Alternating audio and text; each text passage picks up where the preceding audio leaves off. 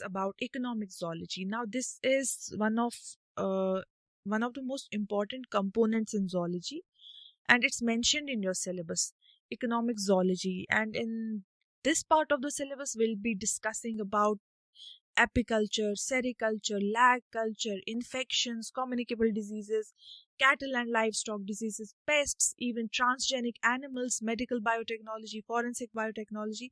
So we will cover all these topics in economic zoology. And economic zoology, it's a branch of zoology which deals with the study of animals, and then we study the impact of the will study the impact on human economic welfare. Okay, economic welfare. Now, this economic welfare, it encompasses whether the effect is beneficial or harmful. And when I'm saying that beneficial as in, for example, bees, they act as pollinators, and when they act as pollinators, somehow they are beneficial to human economic welfare. And then if you see certain food sources like milk from cows, so this is beneficial. And harmful is like some insects, some animals, they act as the pests. Now we have to study the impact of these pests, we have to study the life cycle, because when we are aware of the life cycle of these insects, when we are aware of the effects, negative effects of these organisms, only then we will understand that how they are beneficial or harmful for the economy or the human welfare. For example, let me tell you about this incident, the locust attack, which was in news for such a long time just because of the huge economic impact on the public exchequer it caused. And it is something that is related to economic zoology. Now, you have to think as a civil servant. For example, tomorrow you are serving as district magistrate, and such an activity or such a harmful impact comes around in your district, any pest infestation. So one has to be ready to combat with such pressures that go on in your area. That is why this economic zoology is also important to know that how what are the extents and impacts and how can we control. And questions have been asked about regarding the topics, and they have been repeated even in 2013. The question is about the life stages of Bombyx mori. It has been repeated in 2019, and it has been repeated many a times in the CSE exam as well as the forest services. Now, the topics which we are going to study today, that is lag culture, and you will see some previous year questions from the lag culture also, like what is lag culture, explain the methodology employed in the lag culture. So this is something that has been asked, and it can be asked 2023 recently, very recently it has been asked. So we will study what lag culture is. Now, let me just give you an idea that it is something that is produced by an insect called as Laca tecardia. Have you ever put on lipstick? Have you ever used the paint polish? There is a specific product present in that is lac. Now, this lac, it is extracted from insects, so it's beneficial for human welfare. So, lac culture, it's basically a practice of rearing the lac. Rearing is getting extracting the lac from the insects called as the Caria laca. Sorry, so the insect is called as a Caria laca, and it is for the production of the lac. Lac acts as a natural resin, and it's used in several industries. Now we will be discussing about those industries, but India, it is the largest producer of lac. Whole globe, when we compare with all the countries, India will be at the top of lac production. Now, this lac producing states in India, they include Jharkhand, Bihar, Chhattisgarh. Okay, there are certain research institutes related to the lac. For example, there is Indian Institute of Natural Resins and Gums. So this is related to the lac culture. There is a taxonomic classification, the classification of the Kyria laca, it's like it belongs to the kingdom Animalia, phylum Arthropoda, because it is in the class Insecta. Order is Hemiptera, family is Caridae, and genus is Kyria, species is Laca. So Kyria laca. Now, if you will see that there is this dimorphism in male and female, the male is somewhat like this. It has two wings, it has legs, antennae, and it's around 1.2 to 1.5 millimeter long, very small in size. The color is red. It has redundant eyes. It has 10 segments in the antennae and a pair of wings, 3 pairs of legs, insecta, hexapoda, and then 8 abdomen segments. So the segments of the abdomen, they are 8. And if you will see the female insect, the female insect is pyriform. The pyriform is a shape just like a turnip. Okay, it's a turnip shaped. Pyriform is a turnip shaped. You can see it is just like this. It has indistinct head. Indistinct head means that you cannot differentiate where the head is or where the body is. It has a thorax and abdomen, and it has a degenerated antennae. Now the antennae, they are degenerated. The posterior body has median antennae and they have 2 lateral processes. Okay, it has median antennae and 2 lateral processes. So this is the body of a female insect. If you will see the life cycle, the stages of life cycle, first of all, this male, it will walk over the female encrustations. Now on the branches there will be small female encrustations like this, and what will happen, that this male will walk over the female encrustations and then it will enter this female cell. For example, this is a cell, female is inside it.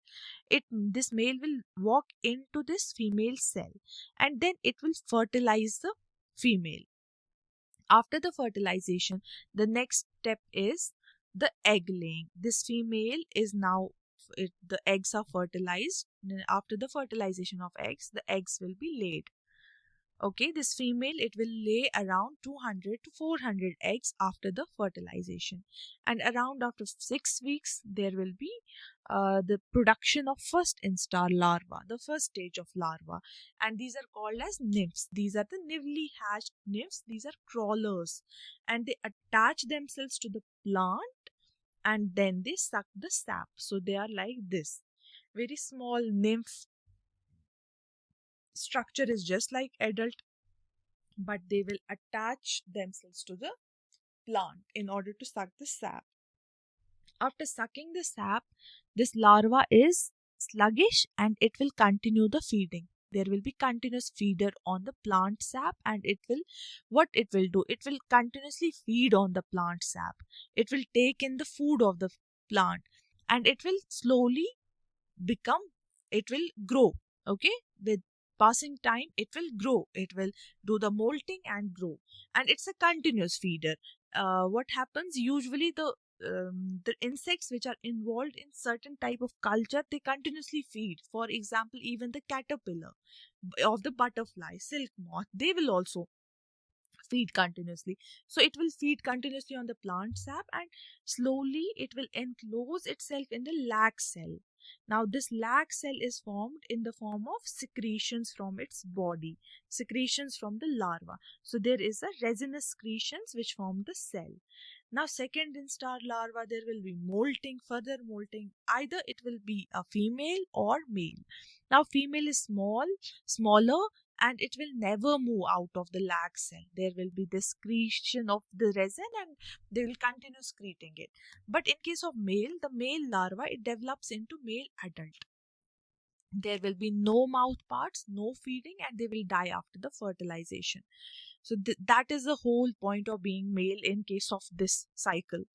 And it's very strange, but then this is how the natural selection has happened. The male is there to fertilize the female and carry on the cycle. The whole thing is that the humans extract the lac out of these insects. So this is the whole life cycle of the Kyria laca. There are certain host plants of this particular organism. Now it can be Butea monosperma, which is the flame of forest, also called as palash. Very beautiful flowers. This palash tree has very beautiful flowers. There is Ziziphus mauritiana, also called as bear ka ped. It's found in most of the parts of India, especially somewhere in the north central belt. So Ziziphus mauritiana. And then there is this S. oleosa, that is kusum. Ficus religiosa, that is people. Mangifera indica, that is mango, and Acacia nilotica or babool. So these are certain host plants on which, on the Kiria laca, this lac insect, it feeds. It feeds on the sap of these trees. And now we will discuss the method of inoculation in lac culture. Inoculation means the process when we introduce it on these trees, on any of these trees. Inoculation is the starting, the initiation. So the process of introducing the lac nymphs on the host plant, this is called as the inoculation. Now there are two ways. First can be natural, that the nymph, what happens, the swarm, these swarms, they will move around and they will settle down on a branch, and then they will start feeding on this and they will make a colony on this. And other way is the artificial. Now artificial can be of different ways. Like for example, you will have this lac cell, you will cut this twig from one tree, and then you will just tie it up with the new or the host tree. Now it can be longitudinal, it can be lateral like this. You place it between the two branches, or it can be interlaced, that is within the between the branches of the trees, between them, so that it can spread quickly, interlace. Now these are different ways of inoculating the some. It can be said that inoculating the infesting the new trees. And there is one system that you can remember, that's called as the coop system. According to this system, there is sustained production of lac. Sustained production of lac can continue by inoculating first field and then harvesting it, harvesting from the first field, and then using this harvest in the next field, and using the harvest from field 2 to field 3, and using the harvest from the field 3 to field 4. So then you can use this harvest from the field 4 in field 1, and you can continue the cycle from season to season and have a sustained production of lac. Now you can remember this. Now harvesting, it's harvested twice a year. Now there are two methods of harvesting. First is to harvest the immature lac, and another one is harvesting the mature lac. The harvesting of immature lac by RE lac, it is before the swarming, and after the swarming it's called as harvesting of the mature lac. There are certain whole process of, there is processing of this lac. Once it has been harvested, there is cultivation, harvesting. This insect will produce the resin, it will be harvesting, then it is processed. The first primary processing, that is producing the seed lac. This stick lac which is attached to this tree, the stick lac, it is converted into the seed lac. Now seed lac is something, it is crushed to break it into the very small pieces. And then what happens, the sieving is done. The sieving includes certain sieve plates which have perforations, and they will allow the seed lac of only certain size to pass through it, very fine ones, not the big blocks or not the impurities. And then the sieving is done. And then what happens, this will be followed by certain type of washing. And washing is done in order to remove all the insect remains or the dust or the impurities. Washing is done to remove the impurities. After removing the impurities, what you will do, there will be drying. Now drying can be natural and even artificial. And drying is important. This will then be sent for winnowing. Winnowing is again done for cleaning and removing the light impurities. The product that is obtained here, it's called as a seed lac, and it's granular, and it forms about only 3 to 8% of the impurities. Secondary processing is converting the seed lac into shell lac. Now there are many methods to convert the seed lac into shell lac. Like, one is handmade process. In this, what you will do, the seed lac that we have obtained, the seed lac, it is wrapped in a cloth bag and then heated. It is heated over the charcoal fire. And once it's heated over the charcoal fire, it's then squeezed. When it's squeezed, this it will melt out. It will melt out of this cloth. It will squeeze out of this cloth, and you will get a very molten lac, and it's stretched into sheets, and then it's formed into flakes. One is this method. Another one is the heat process. It In case of the heat process, it's done in machines. This happens in a machine. There will be some vats which contains this seed lac, and then it's heated and then converted into molten form, and then it's rolled into sheets and flakes, and it's mostly done in industry, at the industrial scale. Then the product obtained is the seed lac, and then it's further bleached, it's further refined. Now we have this shell lac. Shell lac came from seed lac, and now it's further bleached. The bleaching of the lac, it is optional. Now bleaching can be done in the alkali solutions like sodium carbonate. It can be treated with oxidizing agents like sodium hypochlorite to bleach, or this resin, it is precipitated with the acid. Usually it's done with H2SO4, that is the sulfuric acid, and the resultant is the white lac, and it's filtered, washed and dried, and the product obtained is the bleached lac. Now we have bleached lac. Now this is white, odorless, tasteless, and it's a form that's used in food, cosmetics and pharmaceuticals. Now this lac has certain uses, like in wood and polish industry, it is for using in the varnishes, coatings. In food, it's used in glazing.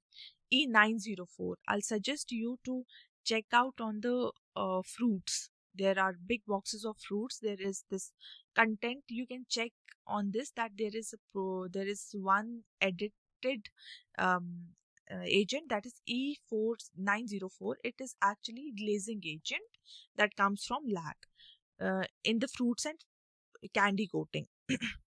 Next is the pharma and cosmetics, in pill coatings, in nail polishes, hairsprays, in electrical systems, insulating varnishes there, arts and crafts, there is lacquerware, there is jewelry, decorative items, there are bangles which are made of this lac, very beautiful bangles. There are adhesive inks, printing ink, sealing wax, eco-friendly products like biodegradable coatings and natural sealants. So these are